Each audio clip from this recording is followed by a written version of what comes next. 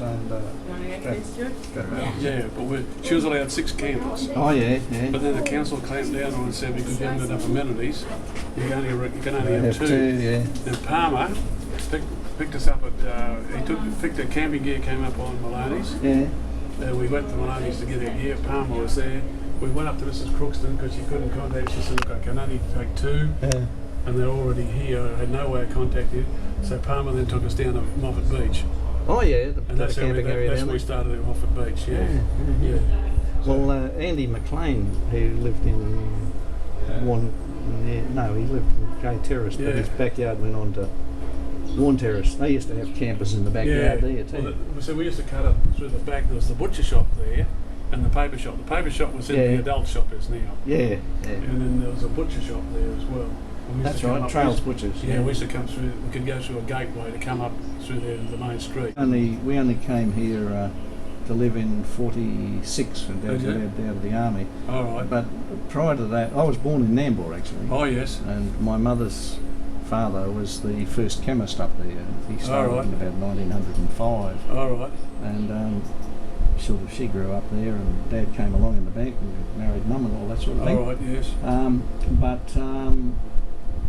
Then during the Depression, I think he went back to work. The family had businesses in Melbourne. He went to work there. Oh, did he? Mum stopped up here. But what was I trying to say? Yeah, before the war, from about 36 onwards or something, he was a clerk in the Shire Council in Landsborough. With what's her name? With Ken Burgess. Burgess was there. Yeah. Burgess's daughter lives down here. She lives. She's a Mansfield. Yeah. And she lives down in. There was a Gregor there too. I think. Derby Street. She lives in Derby Street. Derby Street, does she? Yeah. She was telling me the other day. I was having a chat to her. They own 4 blocks. Yeah, 4 blocks. Where Westaway is now. There was 4 blocks. They bought 4 blocks. Yeah. The old grandfather bought them. Yeah. Then the family also had 6 blocks across the street on the other side of the street as well. Oh yeah. And they sold them off to Booker's, apparently I think it was, the big one. And apparently he said to Booker, be very careful when you sign up with him. So the solicitor demanded 25% deposit, non-refundable if you walked away. You had to pay up as well. So she was telling me a fair bit about that as well. But it gave them a leg up. I remember she said it gave them enough money to buy a place in Derby Street and put 4 of their kids through private schools. Because they were missionaries actually. Jim Sterling and his wife, they were my wife's grandparents. Next door was another Mrs. Sterling, spelt with an E, and she was the mother of George Sterling, who was a real estate agent, and he married Matron White, who ran the private hospital in the old naval station. They lived there. Bulcocks lived across the road. I'm not sure which Bulcock. They had probably 3 ordinary house blocks, and their own house was up in here, fairly modernish looking house with just a lot of vacant land and a garage built on the block. Don Nuncrum eventually built a brick place which still exists on the very corner down somewhere behind that tree in there.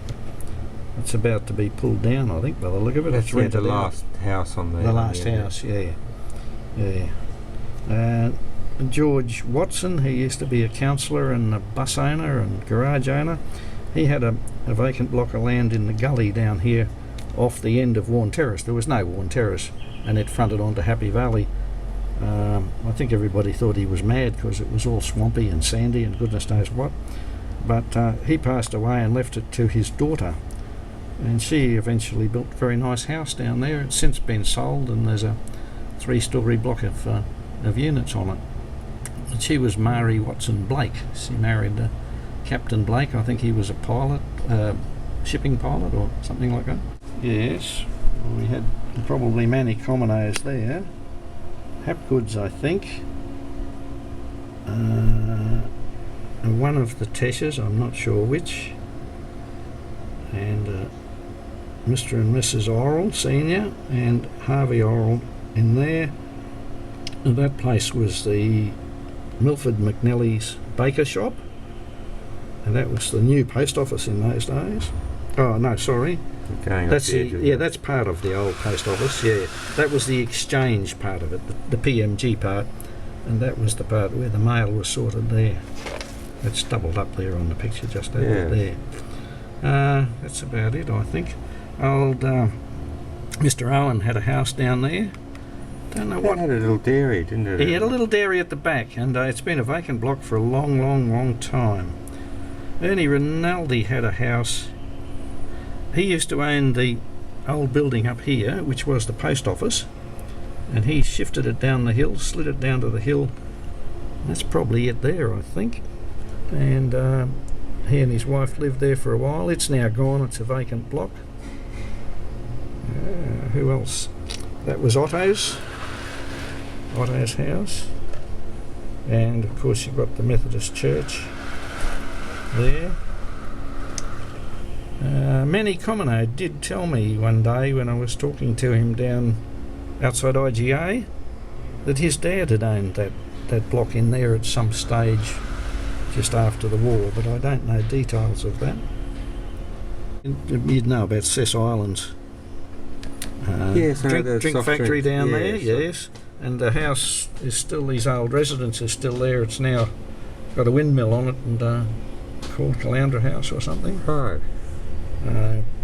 The actual Caloundra House used to be a guest house down where the block of shops is, where what's it call himself now? Rosie's Cafe. You know, there's a Rosie's Cafe on the corner down. Oh yeah. There's where they built the boardwalk. All along the front there was Caloundra House. It was a guest house, been in operation for quite a long time. And as Trevor said, people used to come up on Maloney's barge, and for the weekend or weeks.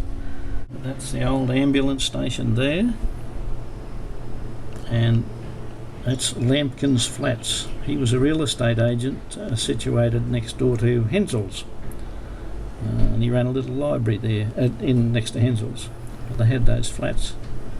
There used to be, it's not on this photo, a tennis court here which the council owned, and I think the Methodist Church leased it for youth to play on. That couldn't have been too much after that, probably early 50s anyway.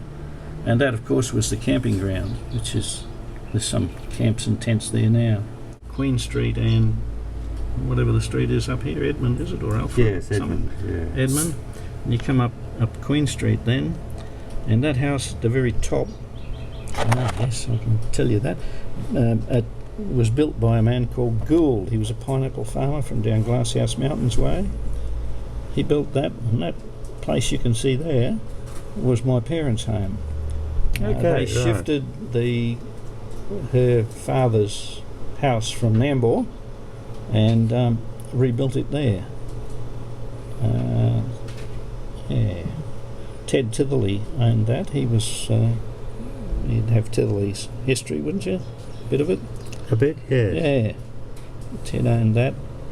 One of these up here on Queen Street was the CWA cottage, but from this side I'm not sure, but probably that one. I think it was up near the, there was another radar station up there during the war too, up on the hill, where the water tank is